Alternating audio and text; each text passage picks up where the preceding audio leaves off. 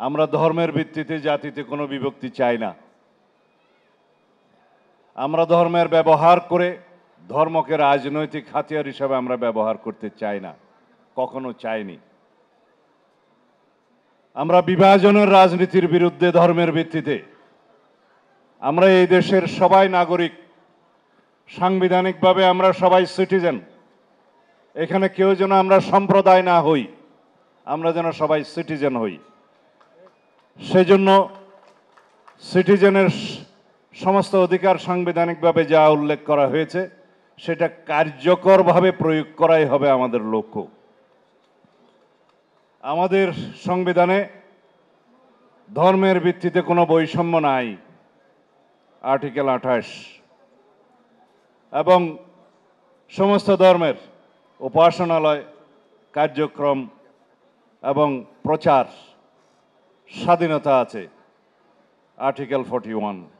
কিন্তু কার্যকরভাবে এটার প্রয়োগ আমরা নিশ্চিত করব। অতীতে হয়তো আমরা দেখেছি রাজনৈতিকভাবে বিভিন্ন কারণে গত ফ্যাসিবাদী শক্তি আপনাদেরকে ব্যবহার করার চেষ্টা করেছে, ভোটের বাক্স হিসেবে ব্যবহার করার চেষ্টা করেছে। সেখান থেকে সবাইকে বেরিয়ে যেতে হবে। আমরা কেউ সম্প্রদায় নই। বাংলাদেশে সবাই যার যার নিজ নিজ ধর্মচর্চা স্বাধীনভাবে করবে। আমরা সবাই হয়তো কেউ এক এক ধর্মের অবলম্বন করতে পারে, ধর্মাবলম্বী হতে পারে। নিজেরা যেন কেউ সম্প্রদায় হিসেবে পরিচয় না দেই, সিটিজেন হিসেবে পরিচয় দেই। এবং আমাদের নীতি হচ্ছে, বাংলাদেশ জাতীয়তাবাদী দলের নীতি হচ্ছে, ধর্ম যার যার, রাষ্ট্র সবার। ধর্ম যার যার, নিরাপত্তা পাবার অধিকার সবার। সেই নিরাপত্তাটাই আমাদেরকে বাস্তবায়ন করতে হবে। আমরা ইদানিং লক্ষ্য করছি একটি গোষ্ঠী, একটি রাজনৈতিক দল ধর্মের ভিত্তিতে জাতিতে বিভাজন সৃষ্টি করতে চায়, অনৈক্য সৃষ্টি করতে চায়।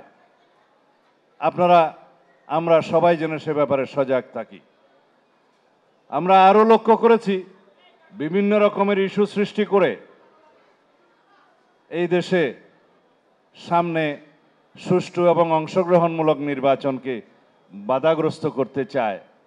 আমরা আপনাদের সামনে স্পষ্ট একটা উচ্চারণ করি, বাংলাদেশে এখন নির্বাচনী আমেজ বিরাজ করছে। বাংলাদেশের মানুষ ভোটের প্রচারে নেমে গিয়েছে।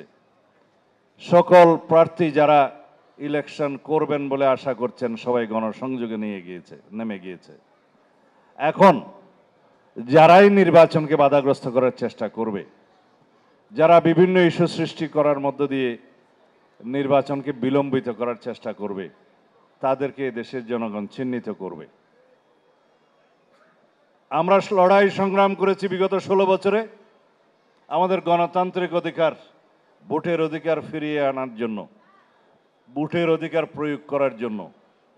যেই নির্বাচনের দিন তারিখ ঘোষণা এখনো হয়নি, যেই নির্বাচনের একটি সময়সীমা ঘোষণা হয়েছে, তারপর থেকে আমরা লক্ষ্য করলাম এই নির্বাচন যাতে বিলম্বিত হয় সেই প্রচেষ্টা চালু আছে কোনো কোনো মহল থেকে। এই নির্বাচন যাতে বাধাগ্রস্ত হয় সেই প্রচেষ্টাও চালু আছে কোনো কোনো মহল থেকে। বাংলাদেশের মানুষ যারাই নির্বাচন বাধাগ্রস্ত করতে চাইবে তাদেরকে রাজনৈতিকভাবে প্রত্যাখ্যান করবে।